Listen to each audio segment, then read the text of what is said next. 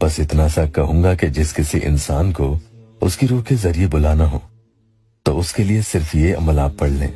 वो जिस किसी हाल में भी, जहां कहीं भी और दुनिया के जिस किसी कोने में भी छुपा हुआ बैठा भी होगा, मुवक्किल उसे घसीटते हुए आपके पास लापटकेंगे। यहाँ रूह के जरिए का मतलब ये कि उसके अंदर से ही आवाज आएगी कि आपको फला शख्स बुला रहा है और आपको उसके पास हाजिर होना चाहिए और आपको उसके पास हाजिर होना ही पड़ेगा।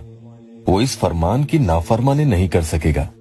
इंशाअल्लाह फिर ऐसे में वो जितनी भी ताखीर करेगा तो उसे उसमें बेचैनी होने लगेगी, दिल घबराएगा, किसी हाल वो खुद के काबू में न रह सकेगा, उसका कलेजा उचाट खाएगा, दिल कुछ कहेगा और दिमाग कुछ कहेगा, अंदर से कुछ भी नॉर्मल नहीं होगा, बस कहीं सुकून नहीं और न ही मन का लगना। ऐसी अजीब तबीयत इसमें होने लगती है।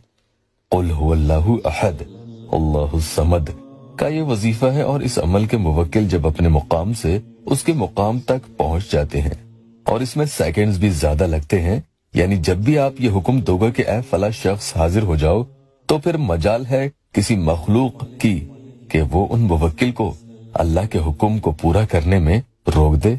फिर जैसा आप उन्हें कहते हो वो आपके हुक्म की तामील करके ही दम लेंगे, आपके भी मसले हल होंगे। इस अमल की बात मैं करूं तो इसमें आपको ये ध्यान रखना होगा कि आप जब तैयार रहें कि वो आपके सामने हाजिर हो जाए और आप उन्हें फेस कर सकें। इसमें आपको कोई परेशानी न हो तो ही आप इस अमल को पढ़ लें। और हाँ, कहीं ऐसा न हो कि अमल करने के बाद आप फोन को इधर उधर कहीं रख दें और उनका फोन बजता रहे और आप उठाए ना, क्योंकि हो सकता है कि अगर वो एक बार फोन करने की कोशिश भी करेगा तो बार बार न भी करे।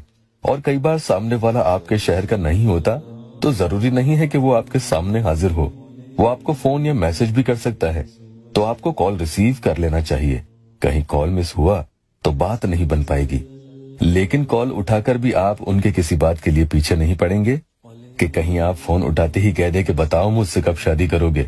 नहीं, ऐसा नहीं कहना है, बल्कि इंतजार करें वो खुद क्या कहता है और अंदर से खुद पर काबू रखें। खुशी के मारे जज्बातों में बहकर अपनी कमजोरी नहीं दिखानी है कि जल्दबाजी में मोहब्बत का इजहार आप ही उसके सामने कर दे।